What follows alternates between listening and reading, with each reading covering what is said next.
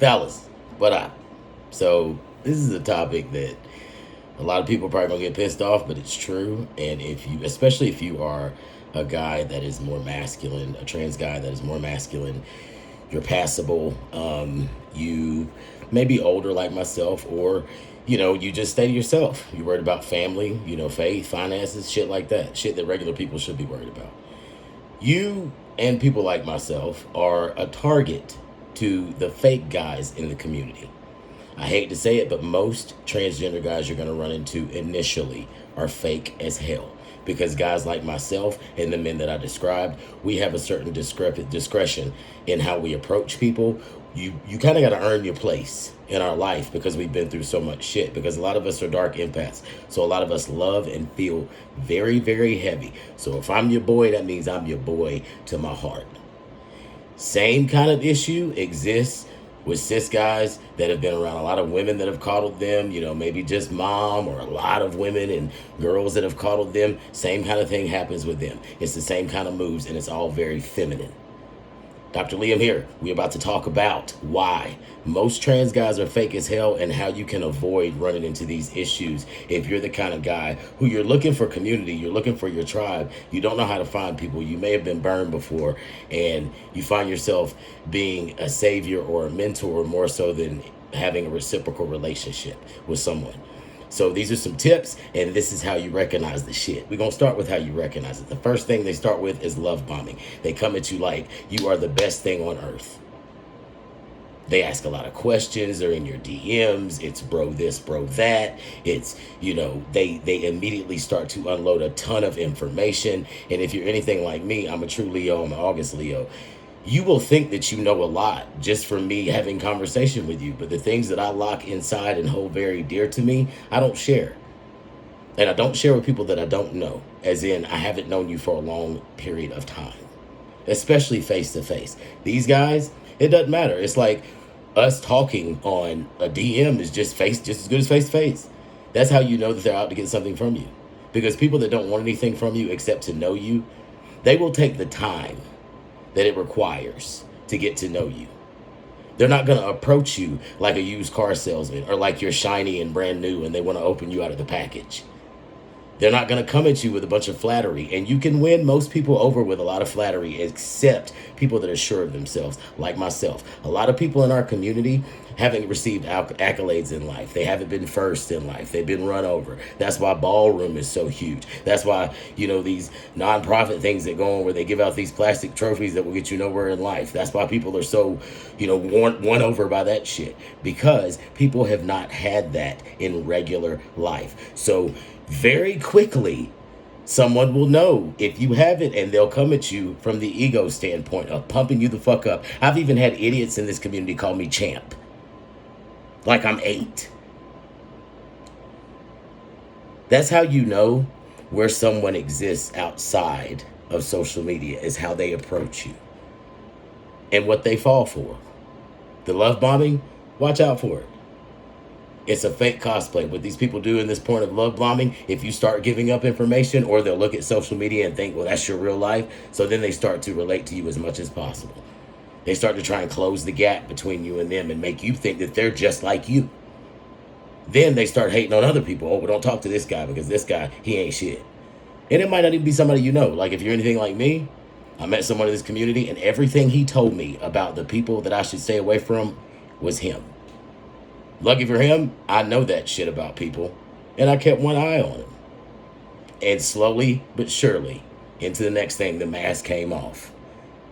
All you have to do is sit back and wait. Hold your cards very close to you. If you're anything like me, or if you're a regular person in conversation, when people are asking you questions, you're going to give answers. Most of the time in this community, people are lying. When they find out that you are really who you say you are, be prepared for the hate.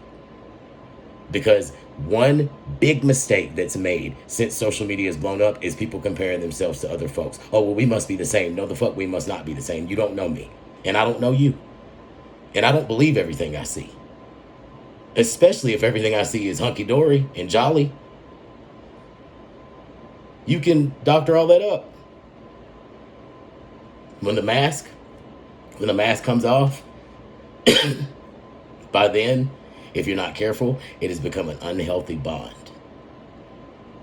By then, you're at a point where this person has at least gotten something from you. They might know a little bit more about you. And now they're starting to feed off of you like a parasite. A lot of times in this community, people ask for money like it ain't shit.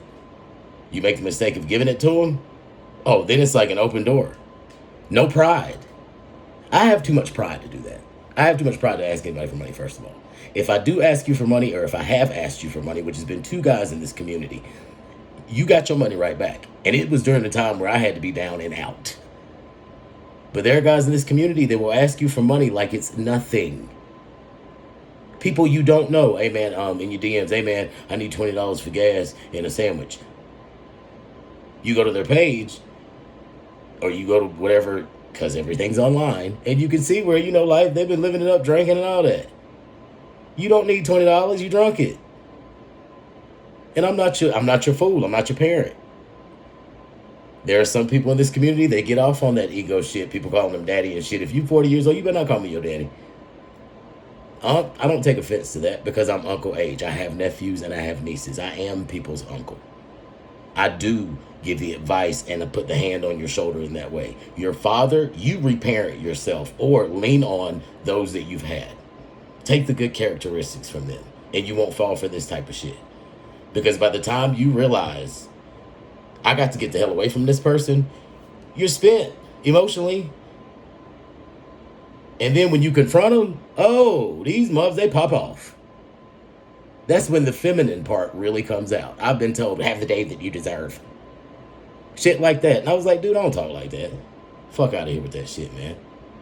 You should have came to me a long time ago. Matter of fact, you should have came to me to begin with, because you didn't like me. You wanted my life. And that's the problem. People want what they want without willing to work for it. And when they see where you are, envy starts to boil rather than admiration or wanting to learn. Because it's real easy to say, hey man, can you tell me how to do blah, blah, blah. If it's not free, it ain't free. If you can't pay for it, you can't fucking pay for it. Move on. Or learn where you can. But that takes too much work. Why does this happen so much? In my opinion, and from what I've seen, a lot of substance abuse has really played into it.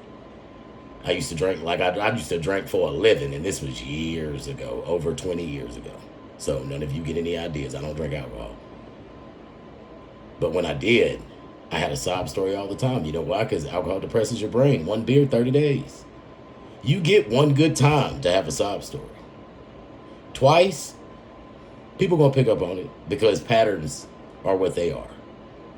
Just like you get one good time to, hey man, and somebody's gonna think, okay, well, I got you. But you don't know how many brothers I've talked to, in the thousands, who've told me, yeah man, I was trying to help this dude, he was homeless and he's going through this and that. I tried to help him and he burned me. Yeah, I was dating this guy and he burned me. Fake. Sister Mary, fake. Some of y'all won't get that. How do you stay away from it? Trust your gut. Trust yourself. Develop a sixth sense about yourself that you ruminate. I don't deal with bullshit.